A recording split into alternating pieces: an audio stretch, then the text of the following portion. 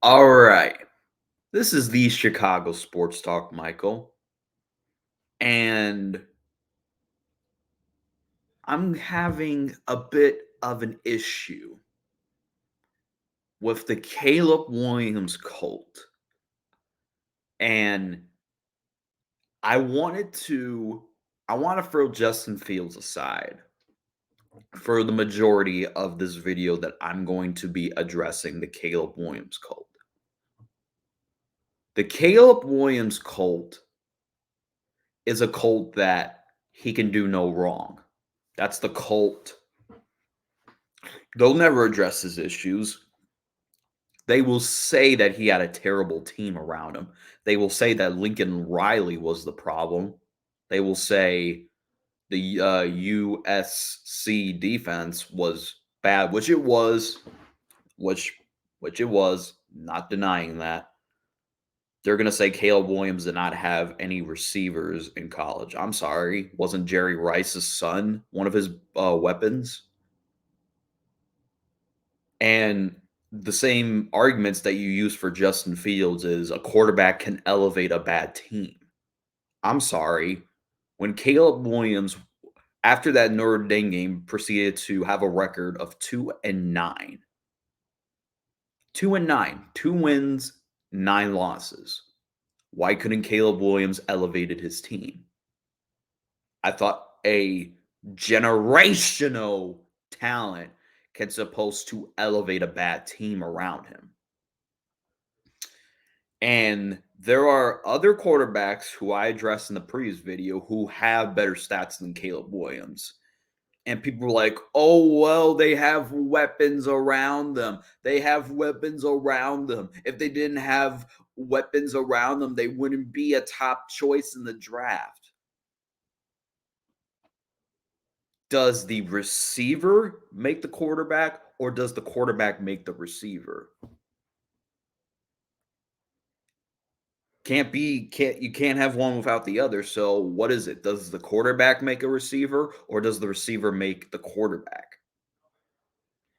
So my point is to the Caleb Williams followers is, and I love the comparison between Caleb Williams and Patrick Mahomes on Twitter, is because they see Caleb Williams do these like sidearms, these like magical stuff, like he's in a video game type of stuff, and they're comparing it to what Patrick Mahomes is doing right now in the NFL, which Patrick Mahomes may be on his way to winning his third Super Bowl.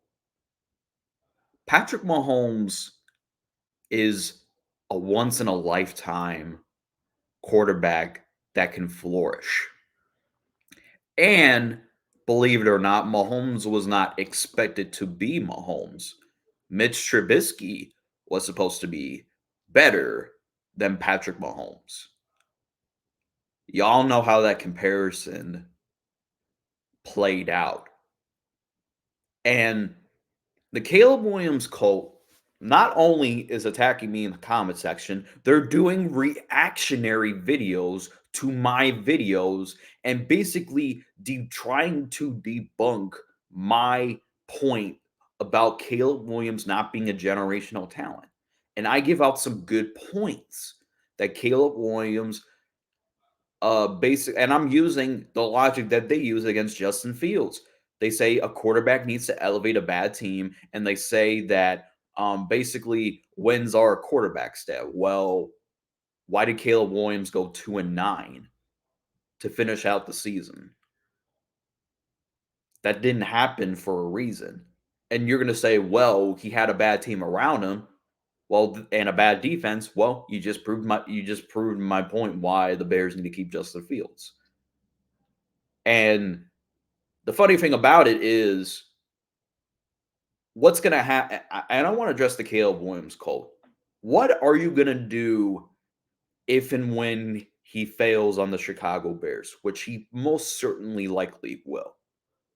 Are you going to give him excuses that his team around him is bad? Or you're going to make fun of him and say that you're just going to make fun of him and say that the Bears We'll be better off drafting another quarterback. What is Arch Manning going to be the talk now of you, Caleb Williams, Colt? And I love the how people say that, oh, if the Bears didn't have the first overall pick, this wouldn't have been a discussion. Why do the Bears have the first overall pick? Is it because they had a bad season? No, they went 7-10. That's not even close to having the first overall pick. The reason why they do have the first overall pick is because they traded no. They traded with the Panthers to get their first overall first round pick, and the Panthers proceeded to win 2 games that year, which is the reason why the Bears have the first overall pick.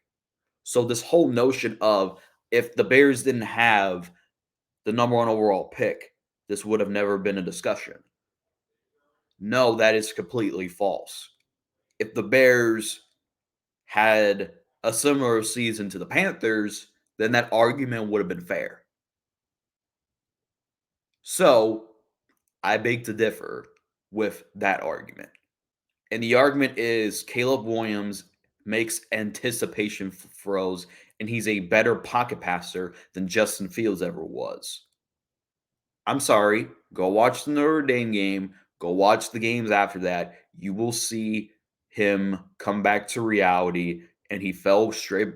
He fell straight on his face, and then when he sat out the last game of the year because he wanted to quote unquote, he basically told everybody that he wants to go to the pros. Why did his backup perform way better? Basically, what his backup did is basically what y'all think Caleb Williams truly is: 6 touchdowns and 2 interceptions. Those are good numbers. Those are statistically good numbers. And when people say, well, it was against a bad team, it was against a bad team. I'm sorry, Caleb Williams went up against UCLA. Remind me, I guarantee you none of y'all knew UCLA had a football team. I mean, when was the last time you heard about USLC?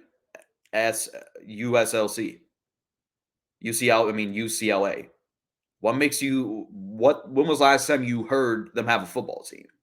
When Josh Rosen was the quarterback? And Caleb Williams lost embarrassingly. So the term notion that, oh, the only reason why his backup did better than him is because he was facing a team, he was facing a terrible team. No, Louisville was actually a top 25 team, which there's a graphic on Twitter. You could go look for yourself, and it's Caleb Williams against top 25 defenses, and look at his record. He struggles. And against teams that are not top 25, he does well. So obviously, when he's not facing a defense that statistically is average to an elite, he clearly struggles against that defense. And my question is to the Caleb Williams Colt, if and when he gets drafted, which you pretty much made it a guaranteed at this point, a 99% chance and a 1% chance that they don't. Since you already made it well known that the Bears will draft Caleb Williams, what you gonna do if and when he fails? Are you gonna laugh at his face, or you're just gonna make excuses like we Bears fans have been doing since the existence of time?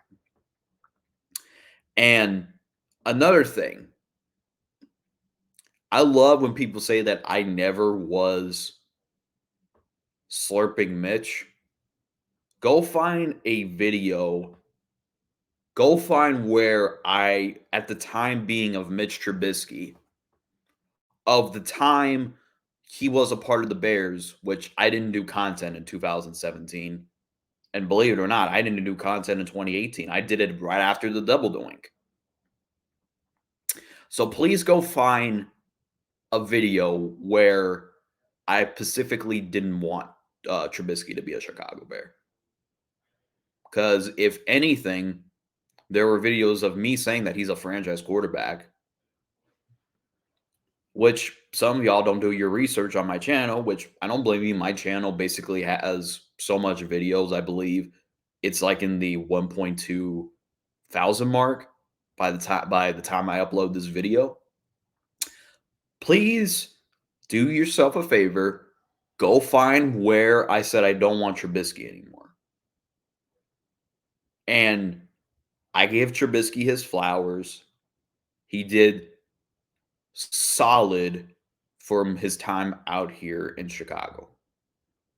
But the reason why he was no longer a Chicago Bear was because, number one, people were salty that we passed up on Deshaun Watson and Patrick Mahomes at the time being of how well they were doing, as well as Trubisky was. Because Deshaun Watson won the Texans a playoff game. Yeah, well, it was against Josh Allen before Stephon Diggs, but regardless, a win is a win. Patrick Mahomes at the time already won a Super Bowl. And when at the time Mitch Trubisky was our quarterback, and he didn't have the only spectacular performance that I can remember from Trubisky was against the Tampa Bay Buccaneers back in 2018, where he threw 6 touchdown passes against that defense. 2018, and people say, "Oh, Trubisky got you to the playoffs twice." The first time, Trubisky was basically an average quarterback. Go look at the stats, and the stats will literally prove you that he was average that year. And actually, the play calling was solid, which Matt Nagy was a solid play caller back then. And basically, I could make the case any quarterback would have succeeded with a defense that basically was guaranteed to have an interception every game.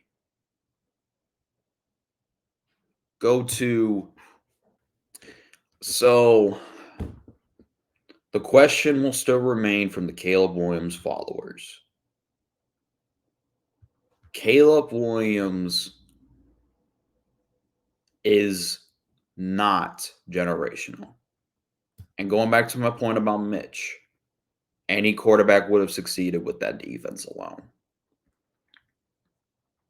So, and then the second time, basically, when we benched Trubisky and we were on a 7-game losing streak, we eventually brought back Trubisky in the starting role and basically had to rely on the Arizona Cardinals to lose.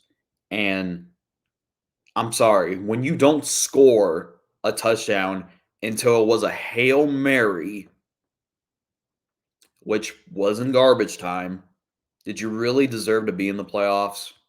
No, the Bears that year did not deserve to be in the playoffs because that Saints game showed me that they did not deserve to be in the playoffs. And don't say, well, they were the 7th seed going up against the second seed Saints. So, I mean, I seen the Green Bay Packers beat the Dallas Cowboys, which the Dallas Cowboys were 7-point favorites, which the Saints were 7-point favorites that game too. So a 7 seed can beat a 2-seeded team. The Packers made that well known in the wild card game. So this whole notion that I wasn't a Mitch supporter, please do yourself a favor and go find a video where I wasn't. Because actually, I was all in on wanting the Bears to keep Mitch Trubisky and maybe do take a quarterback, that being Justin Fields, and having Mitch potentially be a bridge quarterback, not Andy Dalton. Which, again, which leads me to my point. Mitch is not winning. Mitch was a guy that we can win a Super Bowl with, but he won't be the reason that we win a Super Bowl. And as much as I love Mitch, the person, he is literally the 3rd string quarterback of the Pittsburgh Steelers. And there is a quarterback competition going on in Steeler land between Mason Rudolph and Kenny Pickett. But guess who's not involved? Mitch Trubisky. Because you want to know why? Kenny Pickett and Mason Rudolph are way better than Mitch Trubisky. So stop with this whole notion that I was never like this with Mitch, because I was with Mitch. And please go find a video where I wasn't with Mitch, other than pointing out his flaws, which I do with Justin Fields.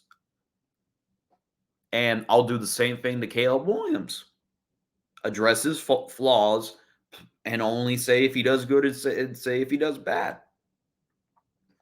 Which brings me to Justin Fields. I've said this before. Justin Fields needs basically what I want Justin Fields to have is the thing that Brock Purdy has right now on the 49ers. And is Brock Purdy elite? No. Is he average? Probably. I don't think he's elite. I just think any quarterback would have done well in the Niners. Brock Purdy's just there. He's a basically him being a pure pocket passer is what Judah wants. So the Caleb Williams cult, can we and this all the Caleb Williams cult is doing is putting Caleb Williams in a position where he fails to have expectations of Patrick Mahomes. And do you want to know what my expectations of Caleb Williams are? Is the same ones that are on Twitter. I'm not going to hype him up. I'm just going to say, if he's Patrick Mahomes, he'll maybe throw 50 touchdowns, get the Bears to the NFC title game, and win the Bears the Super Bowl next year, because that's exactly what Patrick Mahomes did.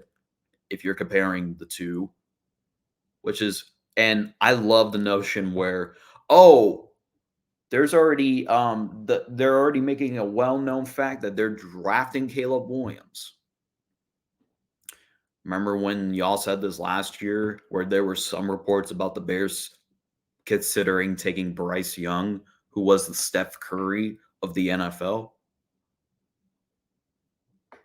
Even though it was obvious to me that they would trade the pick, it wasn't obvious to the media. So all we can do as fans is speculate, because Ryan Poles is not going to come out and say that he will indeed trade the first overall pick or that he will indeed take a quarterback, because the plan for Ryan Poles is to stay silent about it, which is why he said he deleted his Twitter. So he is doing something behind closed doors that you do not know about. And he's not going to come out and say those two things because he obviously wants to stay silent and get the media's attention. So, and obviously he's not going to say, well, I'm trading the pick, because you're not going to get a good offer. And people are saying, oh, but it's a generational haul. It could be, but not as one that Ryan Poles wants it to be.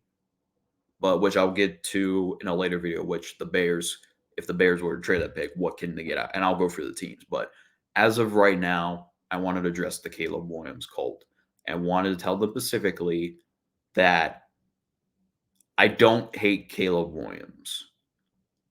I don't think he is a generational talent.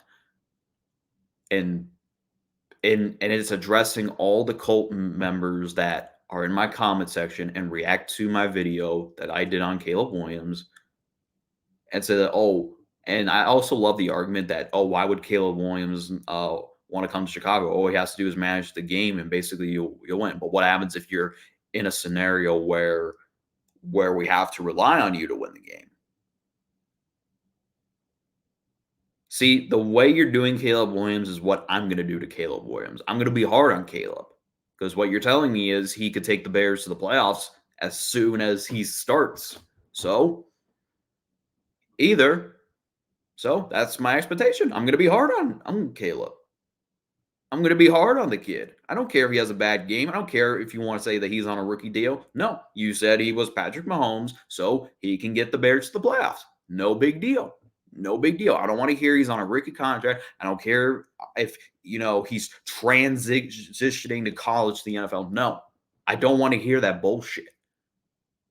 When you play, you weren't this easy on Justin Fields, so why should I be easy on Caleb Williams? When you play the quarterback position, that's your position. And if Caleb does well, I'll say he does great. Maybe buy his jersey if he wins us a playoff game. But I'm going to be hard on him. I'm not going to sugarcoat anything. I'm not going to crown him like y'all are doing right now. I'm just not going to care. If he fails, I expect him to fail. If he succeeds, then great. I mean, we have a Patrick Mahomes, something that I've been praying for a while here in Chicago. So let's stop the narrative. If Caleb comes, then he better do it. I don't want to hear any bullshit. I don't want to hear he's just a rookie. I don't want to hear he's on a rookie deal. I don't want to hear that he's translating from college to NFL. No, I don't want to hear that bullshit. If he's Patrick Mahomes, he could take the Bears to the playoffs. No problems. I'm not saying to go like probably get to the NFC title game, which the NFC will be weak for the next decade or two.